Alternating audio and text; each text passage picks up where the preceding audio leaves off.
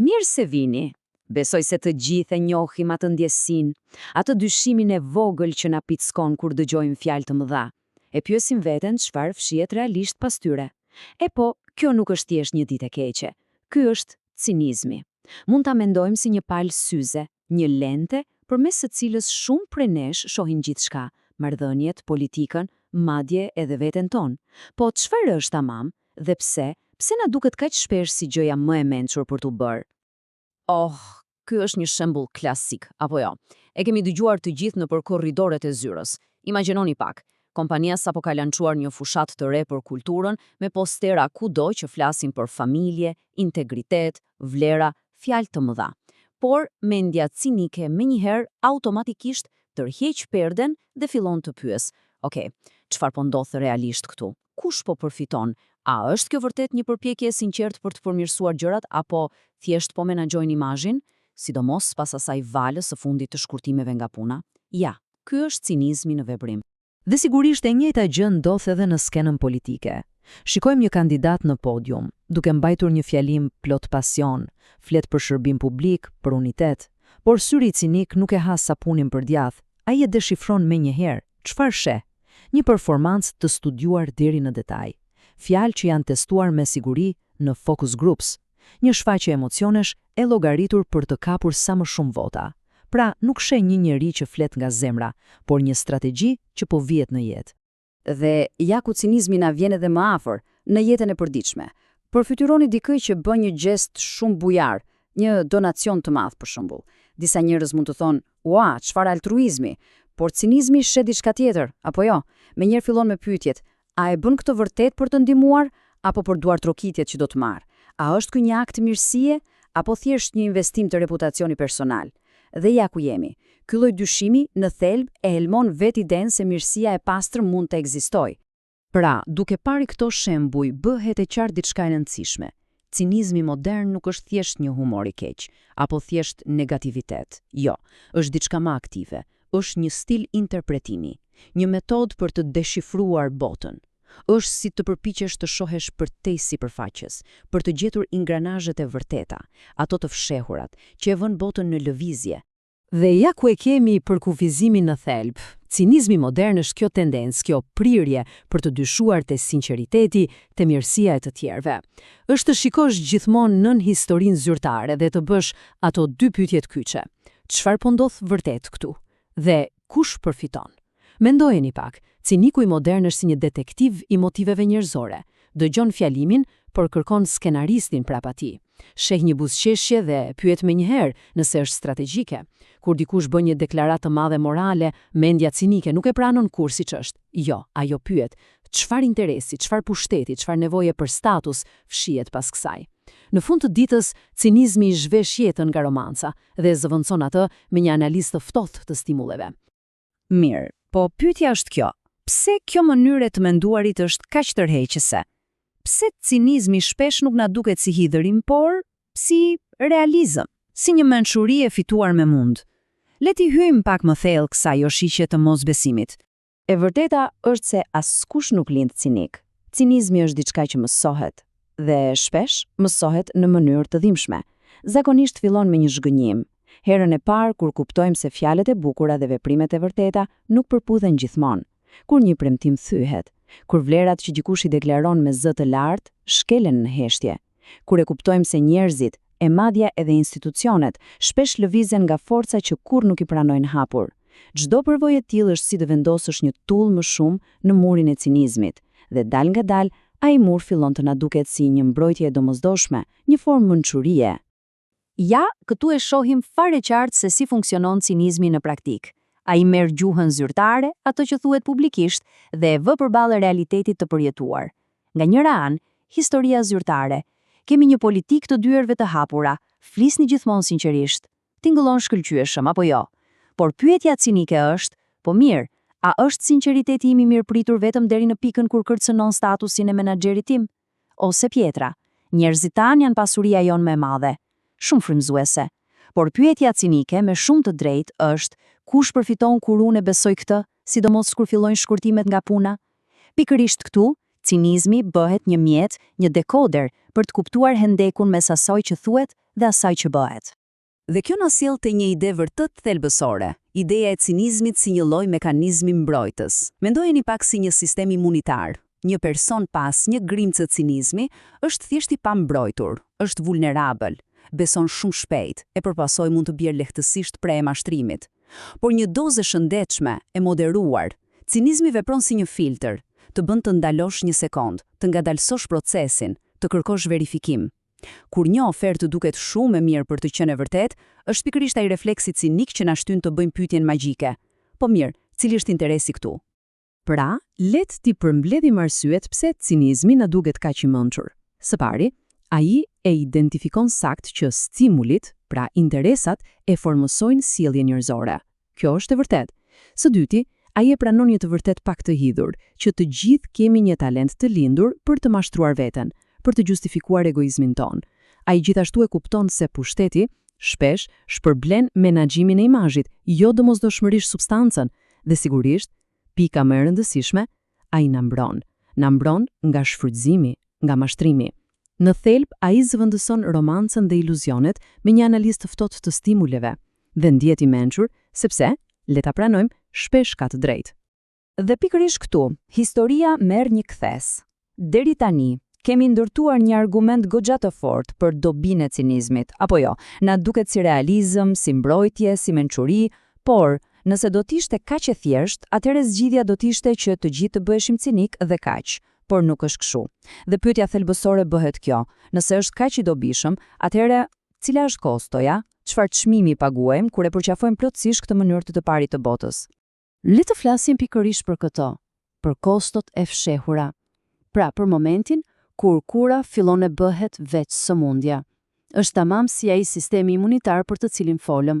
Kur bëhet tepër aktiv, ai nuk lufton më vetëm kërcënimet e jashtme, por fillon të sulmojë trupin. E njëjta që mund të ndodhë me cinizmin, ai mund të fillojë të gërryejë vetë themelet e jetës son. Dhe ja ku arrim te problemi thelbësor. Kritika më e fortë ndaj cinizmit nuk është se ai gabohet gjithmonë, as pak. Problemi është se ai ngatron një të vërtetë të pjesshme me të vërtetën totale. Ai merr një vëzhgim shumë të vlefshëm, për shembull, që njerëzit shpesh kanë motive të përziera, dhe e zmadhon aq shumë saqë ajo bëhet e vetmja vërtet që ekziston. Ai e merr iden, disa politikanë janë të pandershëm, dhe e kthen në të gjithë politikanët janë të pandershëm. E merr iden, stimujt kanë rëndësi, dhe kthen në vetëm stimujt kanë rëndësi. Dhe në këtë moment, në këtë zmadhim, ai nuk është më realizëm, bëhet dogmë. Dhe këtu gjërat bëhen edhe më të komplikuara, sepse cinizmi nuk është thjesht një vëzhgues pasiv i botës. Ai mund të bëhet një krijues aktiv i realitetit që ai parashikon. Le ta shohim këtë shembull hap pas hapi. Hapi 1, besimi. Një menaxher supozon se punojësit e tij janë dembel dhe mendojnë vetëm për veten. Ky është supozimi i tij fillestar. Hapi 2, veprimi. Si rrjedhoi, ai zbaton kontrolle shumë të rrepta dhe nuk u jep asnjë fije besimi. Hapi 3, reagimi. Si mendoni se reagojnë punojësit? Ata ndihen të mos besuar, bëhen mbrojtës dhe humbasin çdo lloj angazhimi. Dhe ja ku vjen hapi 4, prova. Menaxheri tani sheh sjelljen e tyre dhe thot: "Ja e dia unë." Pra, besimi i tij cinik tani konfirmohet nga një sjellje që vetë cinizmi i tij ndihmoi për ta krijuar. Kjo është vetia më tinzare e cinizmit. Ai helmon pusin dhe pastaj na tregon ujin e helmuar si provë se kishte të drejtë. Kjo metafora e acidit është jashtëzakonisht e fuqishme dhe e saktë. Mendojeni pak. Acidi nuk bën dallime. Kur e hedhim për të shpërbërë diçka, ai shpërbën gjithçka. E njëjta gjë me cinizmin. Ne përdorim për të shpërbërë iluzionet, gënjeshtrat, hipokrizin, dhe kjo është mirë, por acidi nuk ndalet aty. I njëjti acid fillon të gërryejë edhe gjërat e mira, besnikërinë, aftësinë për të admiruar dikë, mirënjohjen, besimin. Mund të shpërbëjë të gjitha ato lidhje shoqërore që na mbajnë bashk.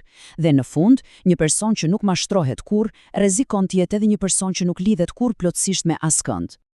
Le të shohim këto efekte gërryese pak më nga afër. Çfarë ndodh realisht kur cinizmi mbizotron? Së pari, ai gërryen besimin, që është si vaji lubrifikues i çdo shoqërie. Pa të, gjithçka bllokohet. Ai gjithashtu normalizon keqbesimin, bëhet një justifikim i lehtë për sjelljen tonë të keqe. Pse jo? Në fundit të gjithë e bëjnë. Tjetra, ai na bën mjeshtra të shkatrimit, por na lër analfabet në ndërtim. Jemi të shkëlqyer për të demaskuar problemet, por nuk dim si të ndërtojmë zgjidhje. Mund të na jap edhe një ndjenje të mbele e përsie intelektuale, ndjehemi më të zgjuar se të tjerët thjesht duke dyshuar. Dhe ndoshta pasoja më e trisht, ai zvoglon kapacitetin ton për t'u lidhur, për t'u angazhuar me gjithë zemër ndaj një kauze, një personi apo një ideali. Mirë, pra nëse cinizmi pa kufizuar është një kafaz dhe naiviteti i plot është një ftesë për të shfrytzuar, atëherë ku mbetemi ne? A jemi të dënuar të zgjedhim mes të qenit i mashtruar dhe të qenit i helmuar? Përgjigjja, për fat të mirë, është jo. Ekziston një rrugë e tretë, një alternativë më e sofistikuar, më e pjekur, një gjykim më i disiplinuar. Dhe ky është një riformulim absolutisht thelbësor. Zgjedhja e vërtet nuk është mes cinizmit dhe naivitetit. Zgjedhja është mes thjeshtësimit dhe aftësisë për të dalluar nuancat. Mendojeni pak. Naiviteti e thjeshtëzon botën, duke parë vetëm të mirën. Cinizmi e gëryes e thjeshtëzon botën duke parë vetëm të keqen. Në thelb, të dyja janë forma të dembelizmit intelektual. Na kursejnë punën e vështirë të gjykimit të vërtet, të peshimit të provave, të pranimit të kompleksitetit. Sfida e vërtet, sfida e pjekurisë është pikërisht kjo. Të zhvillojmë aftësinë për të dalluar, për të parë botën me të gjitha ngjyrat e saj gri. Le t'i vendosim këto 3 botë kuptime përpall njëri tjetrit. Nga njëra anë kemi besimin naiv. Besimi i tij themelor, njerëzit janë siç duken. Qëllimi, të besosh dhe të lidhesh me çdo kusht. Rezultati, rrezik i lartë shfrytëzimi. Në ekstremin tjetër, cinizmi gërryes, besimi themelor, njerëzit nuk janë kurrë siç duken, gjithçka është interes vetjak. Qëllimi parësor, të shmangësh mashtrimin me çdo kusht. Rezultati, izolim dhe gërryrje shoqërore. Dhe në mes, kemi gjykimin e disiplinuar. Besimi i tij themelor, njerëzit janë të përzierë, motivet janë komplekse. Prandaj, duhet i testojmë pretendimet me prova. Qëllimi i tij, të kuptosh realitetin pa u helmuar prej tij. Dhe rezultati, aftësia për të ndërtuar besim të matur dhe angazhime të qëndrueshme. Ai nuk citon as të besoj, as të dënoj. Ai vëzhgon, teston dhe gjykon bazuar në sjellje, jo në paragjykime. Pra, çfarë do të thotë konkretisht në praktik të kesh një gjykim të disiplinuar? Do të thotë të shohësh botën qartë, të testosh pretendimet, të vëzhgosh sjelljen e njerëzve, të mësosh nga modelet që sheh, por pa e lënë dyshimin të bëhet identiteti yt. Pra, të jesh skeptik, po jo nihilist. Të kërkosh prova, por të mbetesh i hapur ndaj mundësisë së sinqeritetit. Le të kthehemi te shembulli i menaxherit. Një menaxher me gjykim të disiplinuar nuk supozon se punojësit janë dembel. Ai vendos standarde të qarta dhe ofron një dozë besimi fillestar. Pastaj vëzhgon. Kur një punonjës jep rezultate, ai është shpërblen me më shumë besim dhe autonomi. Ky nuk është naivitet, ky është menaxhimi bazuar në të dhëna. Është aftësia për të njohur hipokrizin, pa arritur në përfundimin se mirësia është e pamundur. Dhe e gjithë kjo mund të përmblidhet në këtë formulë të mrekullueshme dhe shumë praktike. 3 hapa. Beso ngadalë. Verifiko vazhdimisht. Rishiko sinqerisht. Le t'i shohim. Beso ngadalë, na mbron nga naiviteti. Verifiko vazhdimisht, na mban me këmbë në tokë, të ankoruar te provat dhe realiteti. Dhe rishiko sinqerisht, kjo është ndoshta pjesa më e vështirë, por edhe më e rëndësishme. Kërkon që ne të jemi të gatshëm të ndryshojmë mendje. Nëse provat tregojnë se dikush vazhdimisht sillet me integritet, edhe kur mendon se nuk e sheh njëri, një person i mençur e përditson gjykimin. Nuk i qëndron besnik dyshimit fillestar thjesht për hir të krenarisë. Në fund të fundit, gjithçka përmblidhet këtu. Kjo fjali e kap dallimin thelbësor në mënyrë perfekte. Pa kujdes është mençuri. Cinizmi total është një kafaz. Kujdesi na mbron, por kur ai kujdes ngurtësohet dhe bëhet një mosbesim total, ai nuk është më një mjet mbrojtës. Bëhet një burg, një kafaz që ndoshta na mbron nga disa rreziqe të jashtme, por ama na izolon nga gjithçka tjetër që ja vlen në jetë. Dhe ja ku arrim të përfundimi kryesor i gjithë kësaj analize. Cinizmi duhet të jetë një mjet, jo një identitet. Mendoni për një bisturi. Në duart e një kirurgu është një mjet jetë shpëtues, por askush nuk do të donte të jetonte në një botë ku gjithçka preket me bisturi. E njëjta gjë vlen për cinizmin. Është një mjet analitik shumë i fuqishëm, i shkëlqyer për të demaskuar gënjeshtra, për të kuptuar stimujt. Por problemi fillon kur dikush ndihet krenar që është ciniku i grupit, kur e kthen këtë mjet në identitetin e tij. Në atë moment, mjeti ka marrë kontrollin, dhe ajo që nisi si mbrojtje përfundon si vetburgosje.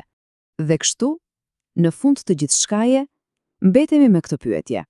Një pyetje thellësisht personale që ja vlen t'ja bëjmë vetes. Çfarë mbron bot kuptimi im? Çfarë mbron mënyra ime e të parit botës?